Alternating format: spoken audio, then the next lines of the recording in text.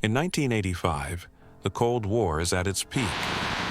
Ronald Reagan calls the Soviet Union an evil empire. The Kremlin sees American missiles in Europe as a loaded gun pointed at its head. Both sides have thousands of nuclear warheads, bombers in the air, submarines at sea, and armies waiting behind barbed wire in Europe. But what if, instead of shadow wars and proxy conflicts, Moscow makes an unthinkable decision: to invade the United States itself? In this video, we're going to step into that alternate 1985, watch the Soviet war plan unfold, see how far they could realistically get, and why the real Cold War never went this way. First, the numbers. In 1985, the Soviet armed forces count around 4.5 million personnel. That's roughly double the active U.S. forces. In tanks, artillery, and surface-to-air missiles, the Warsaw Pact clearly outnumbers NATO. But quantity isn't everything. The U.S. and its allies have better technology in key areas, more advanced electronics and avionics in aircraft, a powerful blue water navy with carrier groups, and most importantly, a nuclear triad that can hit back from land, air, and sea. Both sides together hold over 10,000 nuclear warheads deployed and ready. Any full-scale war risks turning nuclear fast. And there's another problem for the Soviets: geography. To reach American soil, you have to cross oceans patrolled by the U.S. Navy, or go through the Arctic and Canada, where NORAD radar and fighter jets are waiting. So, in our scenario, for Moscow to even try an invasion, two things have to happen. Europe has to explode first, and nuclear weapons have to stay holstered, at least at the start. Our alternate 1985 starts in the place everyone feared: Central Europe. After a crisis, maybe a NATO exercise misread as attack, or a coup in a Warsaw Pact state, Soviet tanks roll into West Germany. At first, NATO fights hard. American, British, West German units slow the advance with airstrikes and anti-tank missiles. But Warsaw Pact divisions keep coming. Within weeks, Soviet armor reaches the Rhine. Millions of refugees pour westward. European capitals beg Washington for more troops, more planes, more everything. In Moscow, the generals see a narrow window.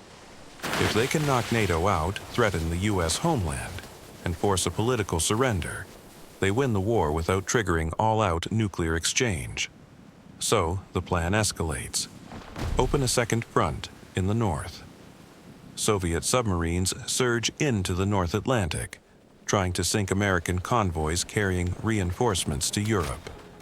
Long-range bombers probe gaps in radar coverage near Iceland and Greenland. But to truly threaten U.S. territory, they need land. So the boldest part of the plan begins: an Arctic thrust aimed at Alaska and northern Canada. If the Soviets try to invade America, this is where they start: the north.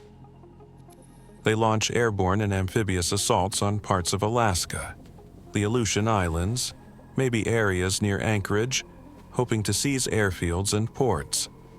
At the same time, they push into the Arctic Islands and northern Canada, trying to knock out early warning radars and NORAD facilities.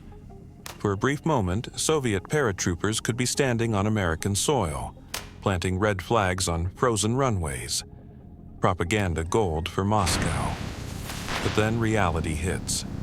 Reinforcing across the Pacific is a nightmare. U.S. and Canadian forces know the terrain, the weather, and have interior lines of communication. The U.S. Air Force and Navy start hammering Soviet transport ships and aircraft. What begins as a daring thrust quickly turns into isolated pockets of Soviet troops, cut off in the snow, running out of supplies, staring down angry American and Canadian counterattacks. On TV, Americans see alarming maps: red arrows touching Alaska. Panic, gun store lines, calls for revenge.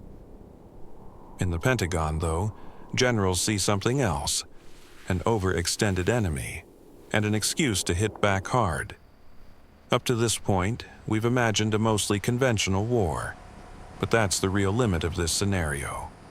In 1985, both US and Soviet war planners assumed that if one side started losing a major war, they'd reach for tactical nuclear weapons, battlefield nukes, to stop an invasion. If Soviet forces actually set foot in Alaska or push deep through Canada, Washington has options: conventional air and naval strikes on Soviet bases and fleet, or crossing the nuclear line. The same is true in Moscow.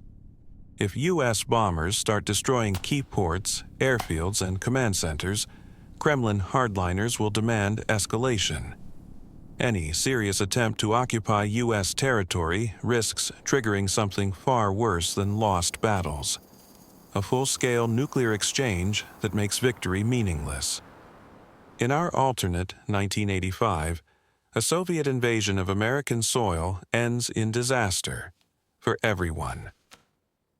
The US and USSR built such enormous killing power that any move this bold would almost certainly have triggered nuclear war.